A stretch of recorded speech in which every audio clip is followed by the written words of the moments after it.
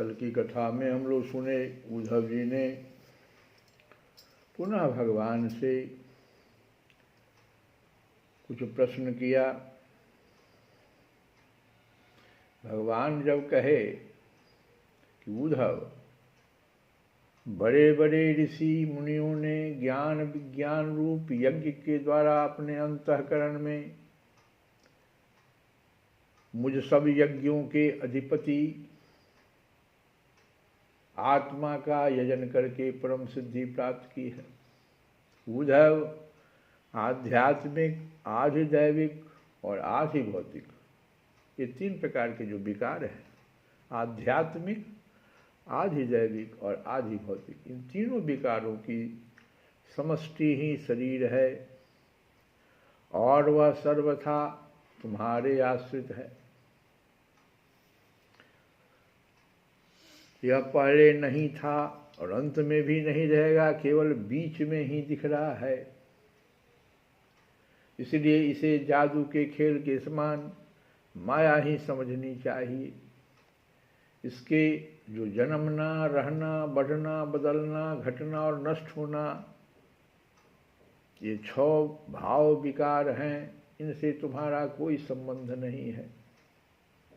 यही नहीं, ये विकार उसके भी नहीं हैं, क्योंकि वह स्वयं असत है। असत वस्तु तो पहले नहीं थी और बाद में भी नहीं रहेगी, इसलिए बीच में भी उसका कोई अस्तित्व नहीं होता। तब उद्धव जी ने कहा कि हे विश्वरूप परमात्मन, आप ही विश्व के स्वामी हैं। आपका यह वैराग्य और विज्ञान से युक्त सनातन एवं विशुद्ध ज्ञान जिस प्रकार सुदृढ़ हो जाए, ये मुझे समझ में नहीं आ रहा है कि किस प्रकार से ये सुदृढ़ हो जाए। उसी प्रकार मुझे स्पष्ट करके समझाइए और उस अपने भक्ति योग का भी वर्णन कीजिए जिसे ब्रह्मा आदि महापुरुष भी ढूंढा करते हैं। हे मेरे स्वामी, जो पुरुष संसार के विकट मार्ग में तीनों तापों के थपेड़े खा रहे हैं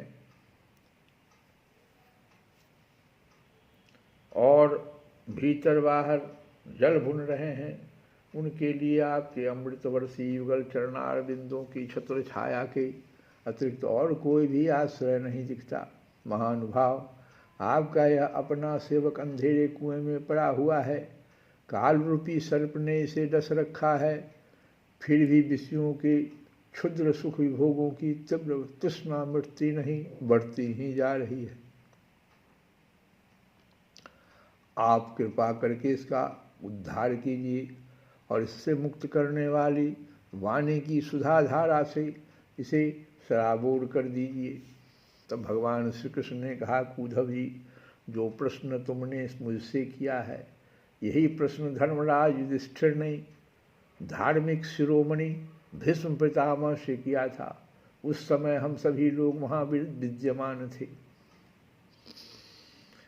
जब भारतीय महायुद्ध समाप्त हो चुका था और धर्मराज युधिष्ठिर अपने स्वजन संबंधियों के संहार से शोक विह्वल हो रहे थे।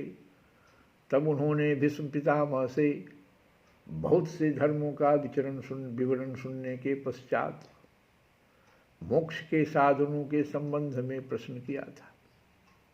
उस समय भीष्म पितामह के मुख से सुने हुए मोक्ष धर्म मैं तुम्हें सुनाऊंगा, क्योंकि वे ज्ञान, वैराग्य, विज्ञान, श्रद्धा और भक्ति के भावों से परिपूर्ण है।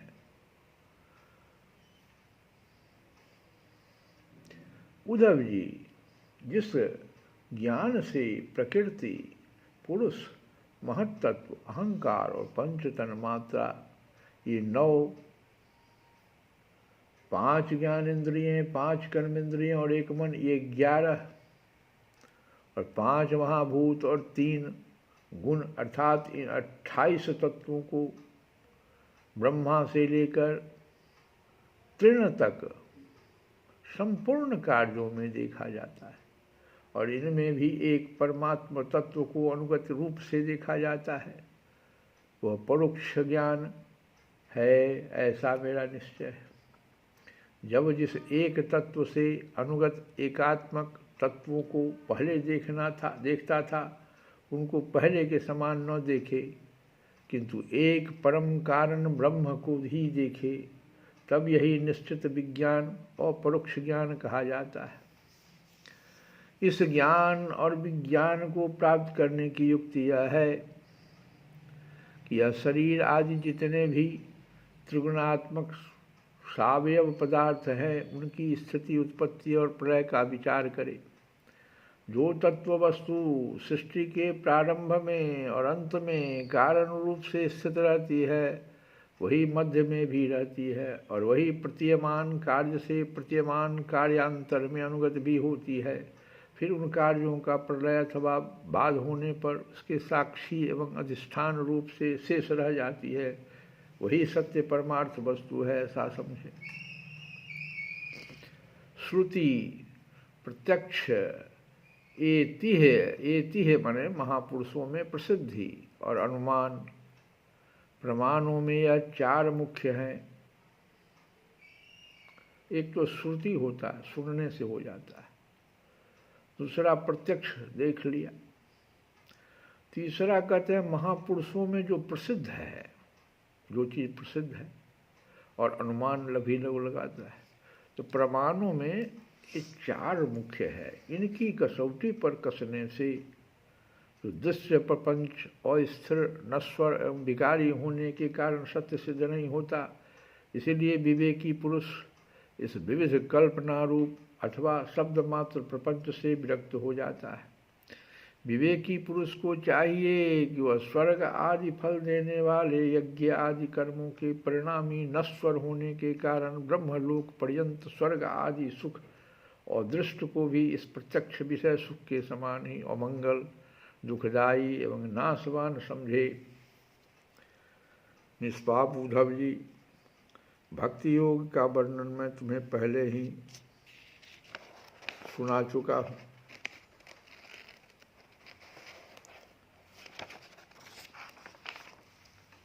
परंतु उसमें तुम्हारी बहुत प्रीति है, इसलिए मैं तुम्हें फिर से भक्ति प्राप्त होने का श्रेष्ठ साधन बतलाता हूँ।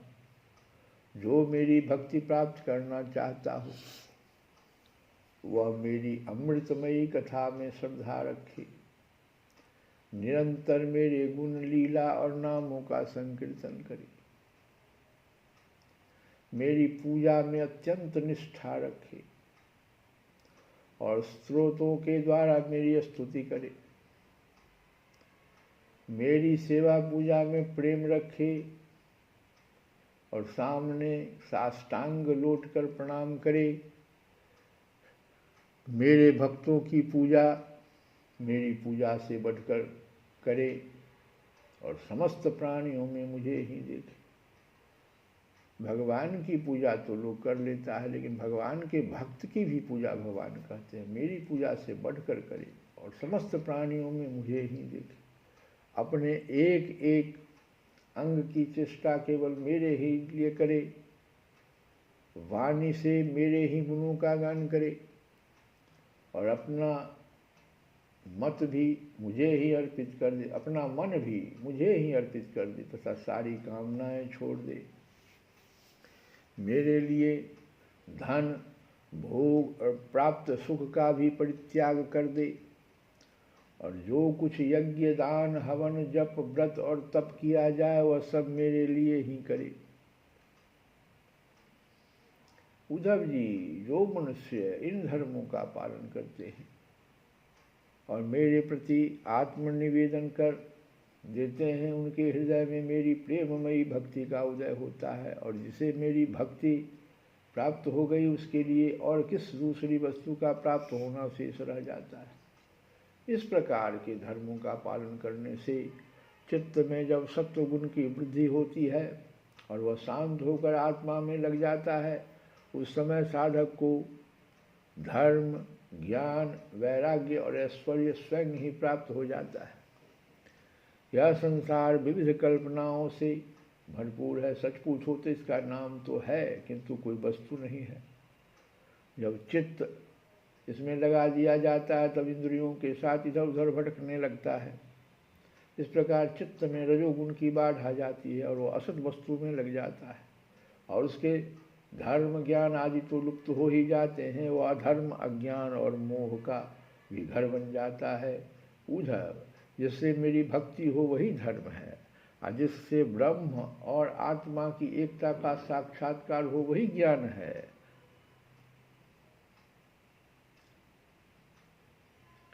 विषयों से असंग निर्लेप रहना ही वैराग्य है। तो भक्ति, ज्ञान, वैराग्य और अनिमादि सिद्धियां ही ऐश्वर्य है।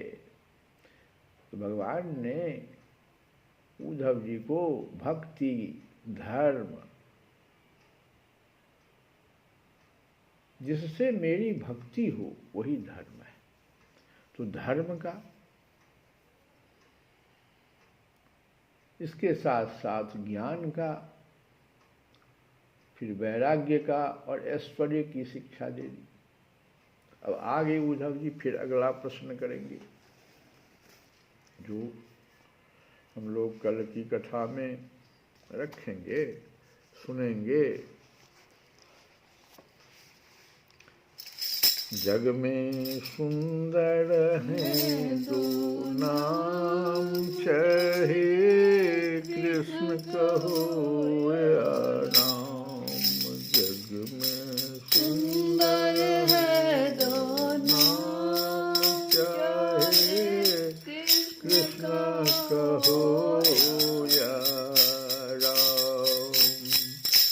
हरे राम राम राम सीता राम, राम राम हरे राम, राम राम सीता राम, राम राम।